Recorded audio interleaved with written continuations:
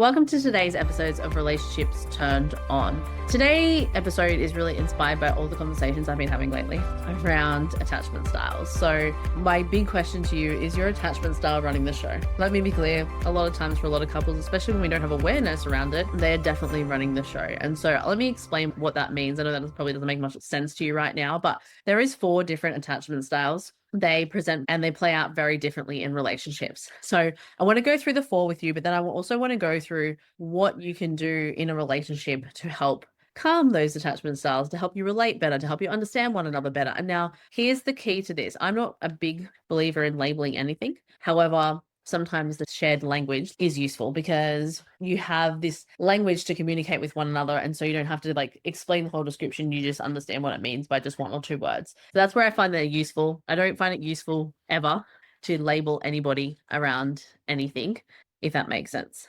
So don't use the labels with one another. Here's my big tip, okay? But here are the 4 attachment styles. 1 is a secure attachment. So it's the core belief that I'm lovable, others are dependable, you're comfortable with closeness and independence. You can ask for what you need and offer support without losing yourself at all. You're likely to resolve conflict in healthy ways and you feel emotionally safe in relationships. And what it really sounds like is, I trust you and I trust myself. So that's pretty much the ultimate. Most of us don't have that one. It'd be great if a lot of us did. And I think a lot of times over time, you do definitely get to that point when you do the work. You can help yourself get to that point where you trust the other person 100%. You trust yourself. You're happy on your own. You're happy when you're together. Like you have that beautiful dance and flow between you. And it's a beautiful, beautiful space to be in. Number 2, anxious attachment. So it's the core belief of I'm not enough and I need you to prove you won't leave. In essence, it's a bit of a fear of abandonment. You crave closeness and constant reassurance. You might feel clingy or worried your partner doesn't love you back as much.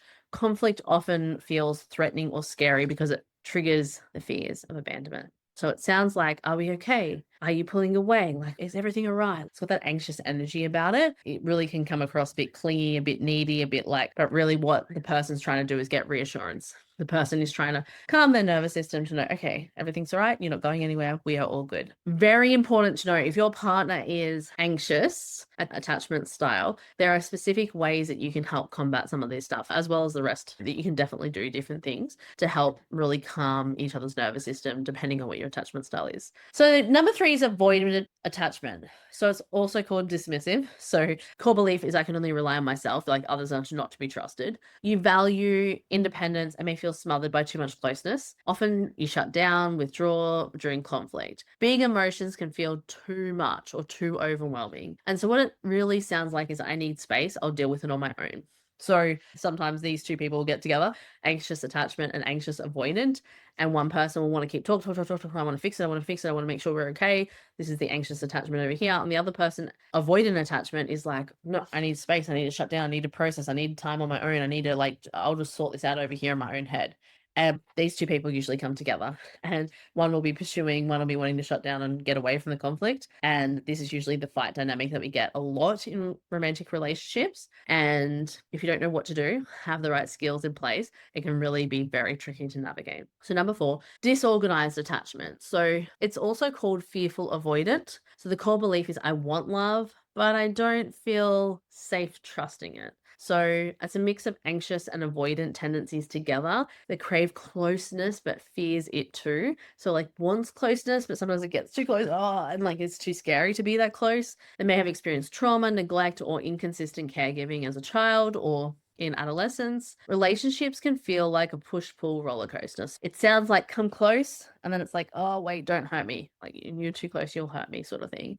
And that can be very confusing for the other person because it's like, you want me close, but you don't want me close. I'm confused. I don't know how this works.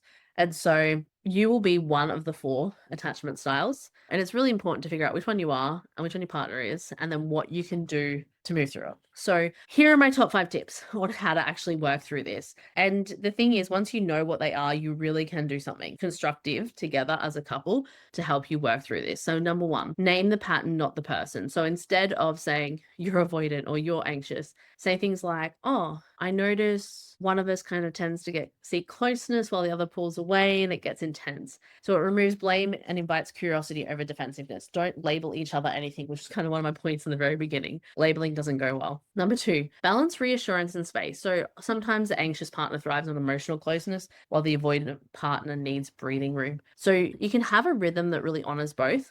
Like, can we talk in an hour? Or I need a moment, but I really want to come back to this. If you can notice, it gives space, but it also gives closeness and reassurance that, hey, I'm coming back. I want to talk to you about this. The next one is to regulate before you relate.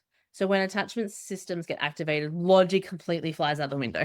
It helps each person calm their body response first. So you want to breathe, pause, self-soothe, and then engage. So the biggest trap I see couples is getting is they're really reactive and then they want to work it out in the reactive space. Doesn't go well. Usually people say things they don't mean, say things they can't take back, and it becomes a bigger fight rather than de-escalating the fight. So the other thing you want to do is teach the language of needs without blame. So use words like, what I'm needing right now is, when you pull away, I feel scared, not because you're bad, but because closeness matters to me. So you want to have the language of needs, but not blame. So you don't want to say, you're not giving me X. You want to say, what I'm needing right now is completely different, received differently, and also the other person won't shut down if you use different types of language like this. Lastly, but definitely not least, you want to normalize the dance. So it's really common for one person to be anxious and lean in while the other is avoidant and lean out. So the goal isn't to change what your styles are, but it's to really have the awareness around it and the compassion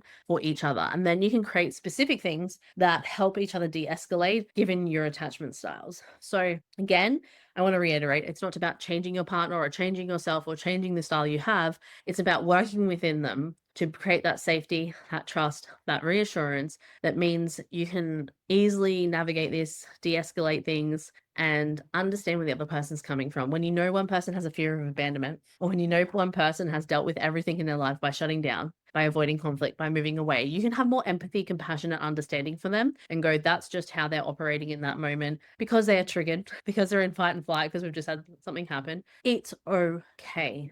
But then it's to recognize what they need. So if they're anxious, they need probably reassurance. If they're more that detached style, they most likely need a bit of space to process and get back on board and get everything working again because they just need that space to kind of decompress and to think about things. So it's none of them are better than the other. Like none of them are right nor wrong. All people have this. It's okay. I just want you to know that I don't think I've come across any relationships that are like, it's all sorted. Do you know what I mean? Like they all require understanding and they usually do not have the same attachment styles. Usually two different people get together with two different attachment styles and then they've got to navigate through that. That's typically how it happens almost every time. And so I just want you to know it's normal, it's okay. And it's just about working within it and knowing what you can do to support the other person and support yourself given your own attachment styles. So I hope this was really helpful. Hit subscribe. There's some epic episodes coming and I cannot wait for you to hear them. And if you're on a podcast or the YouTube, please leave a review. Let me know what you think. This helps to get to more people and it helps me keep doing this for free, which is awesome. So thank you so much for listening. I look forward to talking to you next time.